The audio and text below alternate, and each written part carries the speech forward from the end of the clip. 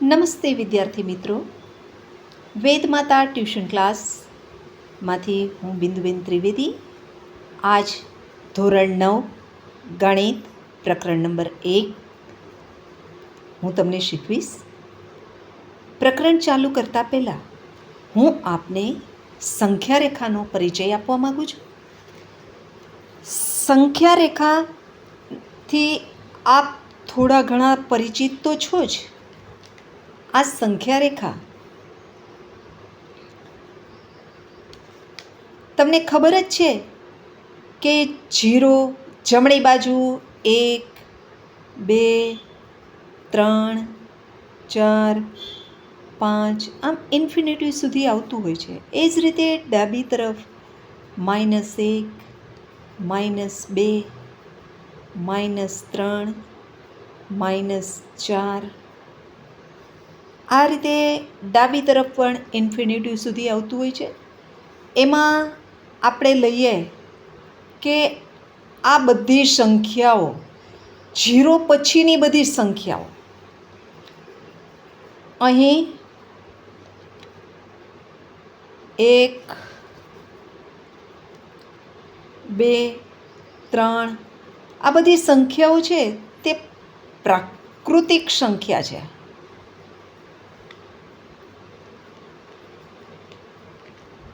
જો એમાં જ આપણે સેજ આ 0ને લઈ લઈએ, આને આની અંદર ભેળવી દઈએ 0ને, એમાં જો 0 સાથે લઈએ તો બની ગઈ પૂર્ણ સંખ્યા.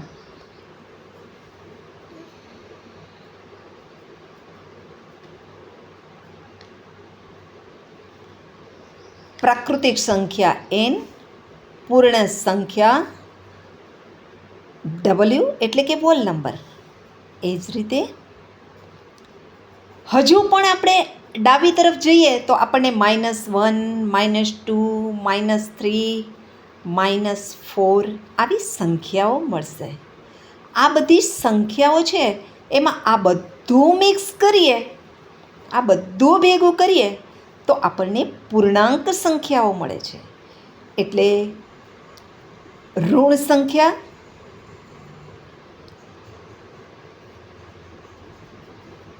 પૂર્ણ સંખ્યા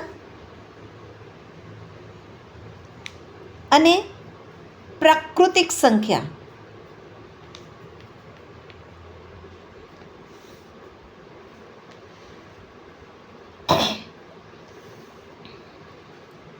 નો સરવાળો કરીએ, એ બધી ભેગી કરીએ તો આપણને પૂર્ણાંક સંખ્યા મળશે. પૂર્ણાંક સંખ્યા મળશે જેને આપણે Z તરીકે ઓળખીશું.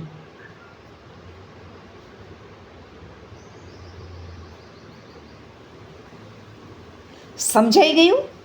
જુઓ, 1 2 3 4 5 આ 0થી આ બાજુ લીધા. 1 2 3 4 5 આ બધી કેવી સંખ્યા થઈ? કેવી થઈ? પ્રાકૃતિક સંખ્યા. 0ને ભેગો લઈ લીધો, 0 1 2 3 4 5 તો કેવી સંખ્યા મળી? પૂર્ણ સંખ્યા. બરાબર? અને એમાં પણ હજુ ડાબી તરફ આવ્યા આપણે, -1 -2 -3 -4 આવી સંખ્યા લઈએ તો એ બધી આ બધી સંખ્યા મળીને થશે પૂર્ણાંક સંખ્યા, જેને આપણે Z સંકેત આપીને ઓળખીશું. બરાબર? Z n.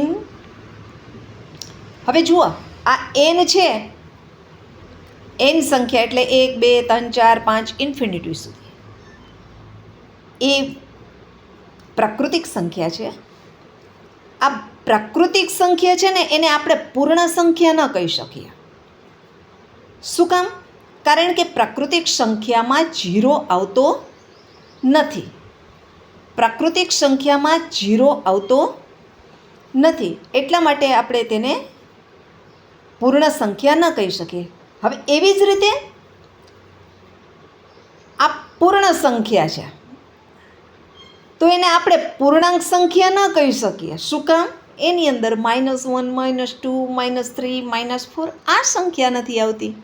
બરાબર? આ સંખ્યા નથી આવતી, એટલે આપણે તેને શું ન કહી શકીએ? પૂર્ણાંક સંખ્યા. હા, બરાબર. હવે પૂર્ણાંક સંખ્યા ન કહી શકીએ. હવે ત્યારબાદ આવે છે સમમેય સંખ્યા. સમમેય સંખ્યા સમજાવતા પહેલાં હું તમને થોડું 7માનું ને 8માનું થોડુંક રિપીટ કરાવી દઉં. તમે સમમેય સંખ્યામાં 1/2, 3/2 આવી સંખ્યાઓ સંખ્યા રેખામાં મૂકતા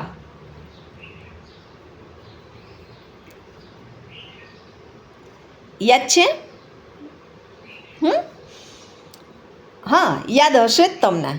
જો આપણે આ રીતે મૂકતા, આપણે સંખ્યા રેખામાં, જેમ કે આપણે સંખ્યા રેખામાં 3/4 મૂકવા છે, આ 3/4 સંખ્યા રેખા મૂકવા છે, તો આ કેવા છે? 3/4 કેવા છે? ધન છે, ઋણ નથી. એટલે આપણે પહેલાં શું કરીશું? અહીંયા 0 મૂકીએ, પછી અહીંયા 3/4 નીચે કેટલા છે? 4 છે. તો આપણે આમ કરીએ, 1/4, 2/4, પછી 3/4 અને 4/4 એટલે 1. ઉપર નીચે સરખી સંખ્યા મળે તો આપણે 1 કહીએ છીએ. એટલે અહીં 3/4 આ સંખ્યા રેખા ઉપર આપણે દર્શાવ્યું કહેવાય. આવું આપણે મૂકતા, બરાબર ને? તો આમાં અપૂર્ણાંક સંખ્યા મળી 3/4, 2/4. તો આપણે આવી પૂર્ણ સંખ્યા પણ એમાં દર્શાવી શકીએ ને. 0 થી 1 વચ્ચેની આ બધી સંખ્યાઓ છે. 1/4, 2/4, 3/4 આ બધી. એવી રીતે એવું જરૂરી નથી કે 4 જ આવે છેદમાં, 5 આવે, 7 આવે, 6 આવે, 8 આવે, કોઈ પણ સંખ્યા છેદમાં આવી શકે. તો આવું આપણે કરતા હતા, બરાબર? હવે સમમેય સંખ્યાની અંદર આપણે ઉપર જોઈએ, આપણે જોયું પહેલાં કે આ પ્રાકૃતિક સંખ્યા 0 લઈ લઈએ તો પૂર્ણ સંખ્યા, -1, -2 લઈ લઈએ, આ બધી ઋણ સંખ્યાઓ લઈ લઈએ તો પૂર્ણાંક સંખ્યાઓ. હવે એ બધા વચ્ચે અપૂર્ણાંક સંખ્યાઓ હોય, આ બધી અપૂર્ણાંક સંખ્યાઓ હોય, એ બધી અપૂર્ણાંક સંખ્યાઓ પણ જો સાથે લઈ લઈએ તો બનશે સમમેય સંખ્યાઓ. આ વચ્ચેની અપૂર્ણાંક સંખ્યાઓ પણ સાથે લઈ લઈએ તો બને સમમેય સંખ્યાઓ. આમ n + w + z વત્તા અપૂર્ણાંક સંખ્યા, આ બધું સાથે લઈ લઈએ એટલે બને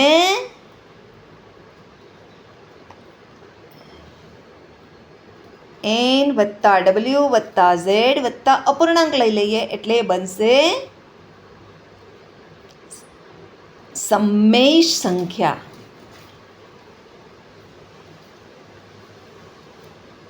આટલું ક્લિયર થઈ ગયું તમને કે સમમેય સંખ્યા સુધીનું હું માનું છું ત્યાં સુધી આપ લોકોને ક્લિયર થઈ ગયું હશે.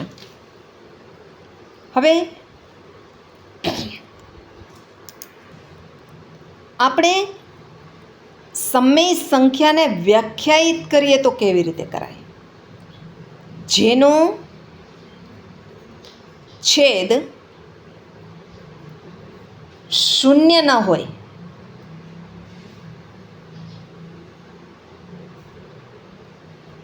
તેવી અપૂર્ણાંક સંખ્યા જેનો છેદ શૂન્ય ન હોય તેવી અપૂર્ણાંક સંખ્યા જેને આપણે P/Q સ્વરૂપમાં દર્શાવી શકીએ.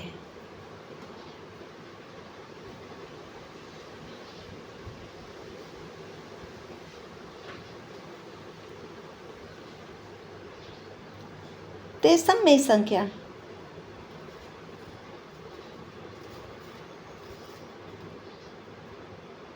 હા, આ સમય સંખ્યામાં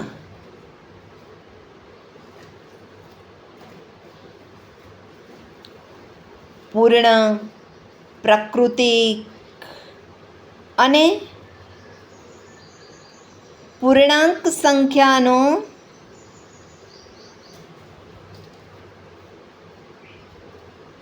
પણ સમાવેશ થાય છે.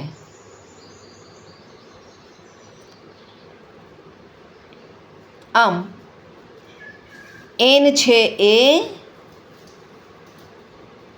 ડબલ્યુમાં સમાઈ જાય છે, ડબલ્યુ છે એ ઝેડમાં આવે છે, ઝેડ છે એ ક્યુ, સમય સંખ્યાને આપણે ક્યુ વડે દર્શાવીએ, ઝેડ છે એ ક્યુમાં આવે છે. આટલું ક્લિયર? સમજાઈ ગયું ને? હવે જે સમય સંખ્યા નથી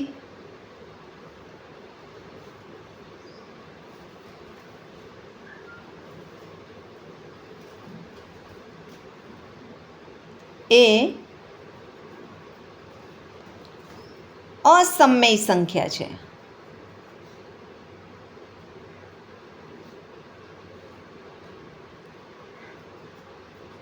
બરાબર? આ હતી આપણી પ્રસ્તાવના. આ ચેપ્ટર ચાલુ કરતાં પહેલાં જો તમને આટલી જાણ હોય તો તમને આ ચેપ્ટર સરળતાથી સમજી શકાય. તો આપણે ચાલુ કરીએ. સ્વાધ્યાય 1.1. દાખલો પહેલો છે,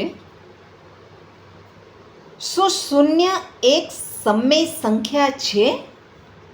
શું તમે તેને P પૂર્ણાંક અને Q શૂન્યેતર પૂર્ણાંક હોય તેવા P અને Q માટે P/Q સ્વરૂપમાં લખી શકશો?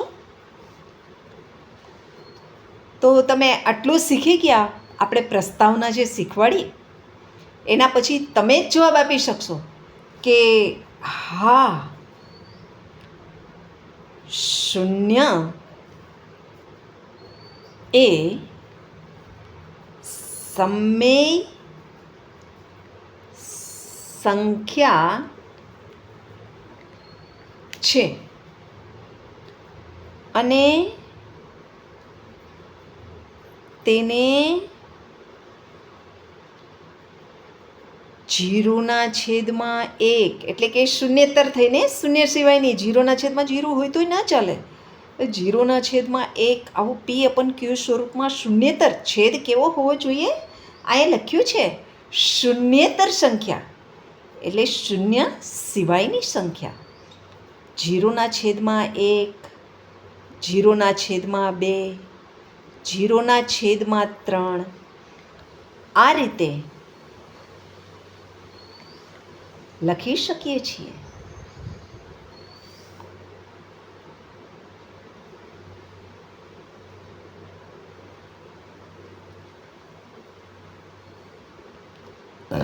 સમજાઈ ગયું?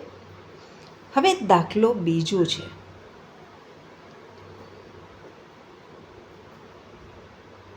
3 અને 4 વચ્ચેની 6 સમમેય સંખ્યાઓ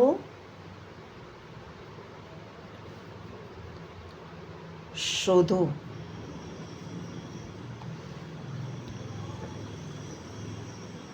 હવે જુઓ મિત્રો, કેટલી સંખ્યાઓ, પહેલાં એ જોવાનું. 6 સંખ્યાઓ, પહેલાં એ જુઓ કેટલી સંખ્યાઓ વચ્ચેની સંખ્યા શોધવાની છે. તો કેટલી સંખ્યાઓ શોધવાની છે એના ઉપર જ તમારી નજર જવી જોઈએ. 6 સંખ્યાઓ. તો તમારે શું કરવાનું? 6 છે તો 6 વત્તા 1 બરાબર 7 સંખ્યા મળશે. બરાબર. હવે શું કરવાનું? કોની વચ્ચે? તો કે 3 અને 4ની વચ્ચે. એટલે 3 બરાબર આ જે 7 મળ્યા એ આપણે નીચે લખીએ ક્યુની જગ્યાએ, હે ને? 7. પછી આ બેનો ગુણાકાર કરો. 7 તેરી 21. હવે બીજી કઈ સંખ્યા છે? કોની વચ્ચે શોધવાના છે? તો કે 4ની વચ્ચે. તો 4ના બરાબર કરીને નીચે 7 લખી કાઢો. 7 ચોક 28. બીજી સંખ્યા મળી. હવે આ બે જે સંખ્યાઓ મળી ને મિત્રો, આ બે સંખ્યાઓ વચ્ચેની આપણે સંખ્યાઓ લખવાની છે. હવે તમને ખબર પડી 3 બરાબર 21/7, 4 બરાબર 28/7. આ સ્વરૂપે આપણે દર્શાવી દીધા. હવે આ બે વચ્ચેની સંખ્યાઓ આપણે લખવાની છે. તો 21 અને 28 તો આપણે ઉપલી જ સંખ્યા લઈ, નીચેની તો સરખી જ છે. 21 પછી આવશે 22, 23, 24, 25, 26 ને 27. એટલે આપણે લખીશું 3 અને 4 વચ્ચેની 6 સમમેય સંખ્યા 21 પછી શું આવશે? 22. એટલે 22/7, 23/7, 24/7, 25/7, 26/7 અને 27/7. જુઓ મિત્રો, આપણે 21 અને 28ને લેવાના નથી. આપણે એમની વચ્ચેની સંખ્યા લેવાની છે. 21 પછી 22, 23, 24, 25, 26 ને 27 આવે. એટલે આપણે ત્યાં સુધીનું લીધું. બરાબર.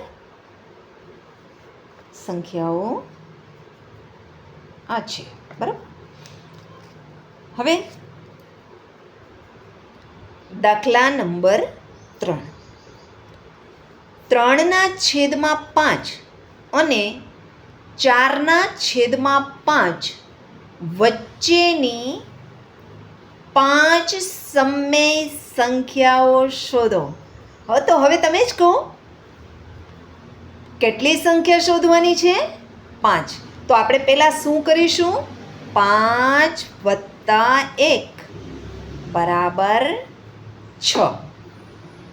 5 વત્તા 1 બરાબર 6. તો પહેલી કોની વચ્ચે શોધવાની છે? તો કે 3/5. તો આને ગુણ્યા કરી નાખીએ 6 વડે ઉપર નીચે. અપૂર્ણાંક હોય તો આ રીતે કરવાનું.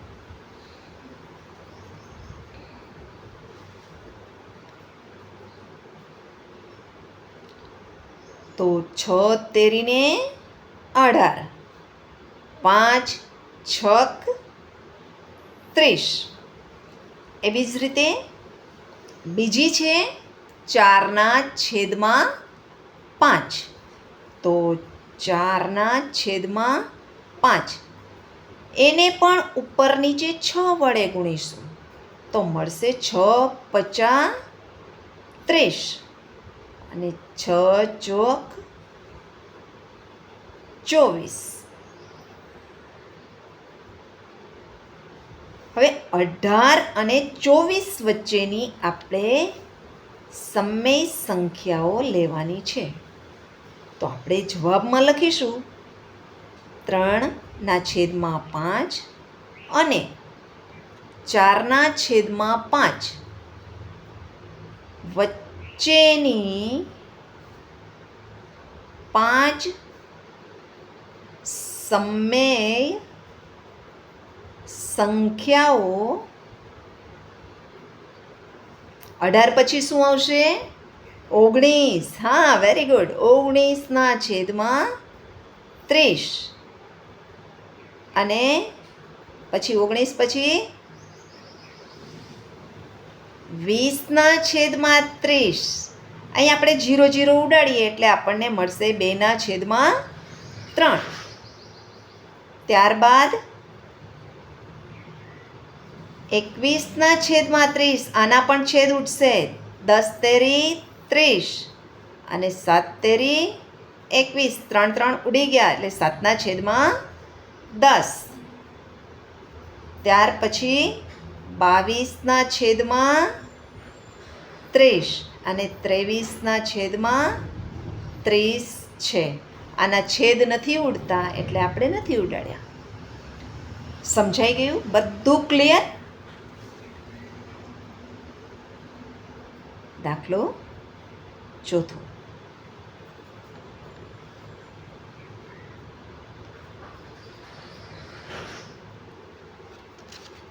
દાખલો ચોથો.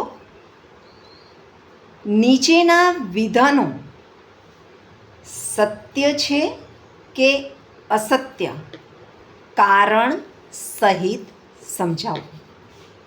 દરેક પ્રાકૃતિક સંખ્યા એ પૂર્ણ સંખ્યા છે. હવે પાછા આપણે સંખ્યા રેખા તરફ જોઈએ. મેં તમને સમજાવ્યું એ પ્રમાણે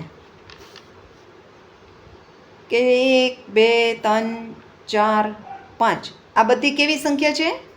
પ્રાકૃતિક સંખ્યા. અને 0થી આ બધી લઈએ તો એ બધી કેવી છે? પૂર્ણ સંખ્યા. બરાબર ને? મેં હમણાં તમને પ્રાસ્તાવિકમાં સમજાવ્યું કે આ બધી પૂર્ણ સંખ્યા છે. તો તમે જ કહો, પ્રાકૃતિક સંખ્યા, આ પ્રાકૃતિક સંખ્યા એ પૂર્ણ સંખ્યા ન કહેવાય? હા, કહેવાય. આ વિધાન સત્ય છે કારણ પ્રાકૃતિક સંખ્યાનો સમાવેશ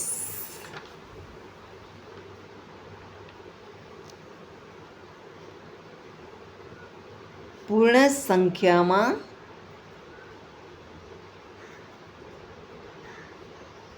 થાય છે.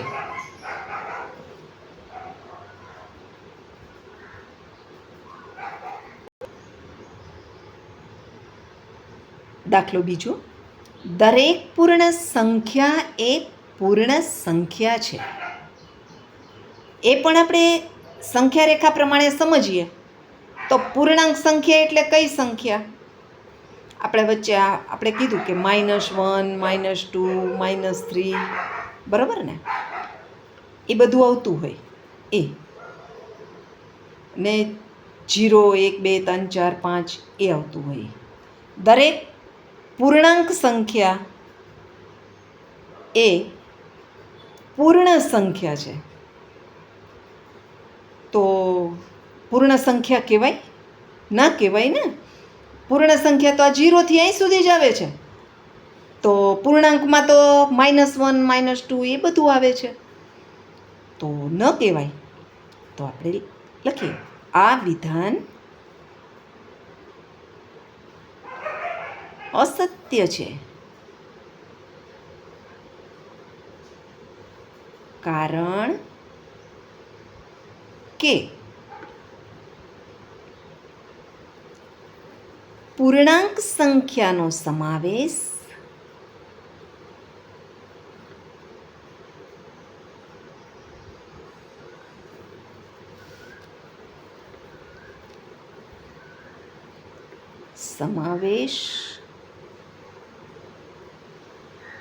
પૂર્ણ સંખ્યામાં થતો નથી. ત્રીજું, દરેક સમય સંખ્યા એ પૂર્ણ સંખ્યા છે.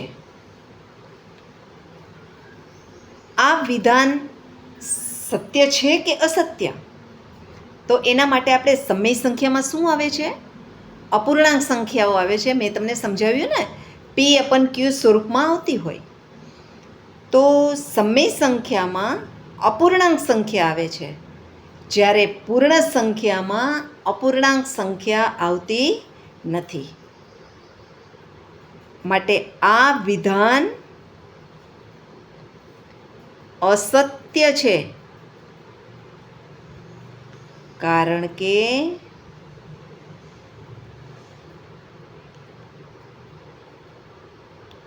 સમય સંખ્યામાં અપૂર્ણાંક સંખ્યા પણ આવે છે. અપૂર્ણાંક સંખ્યા પણ આવે છે, જે પૂર્ણ સંખ્યામાં નથી આવતી. પૂર્ણ સંખ્યામાં નથી આવતી.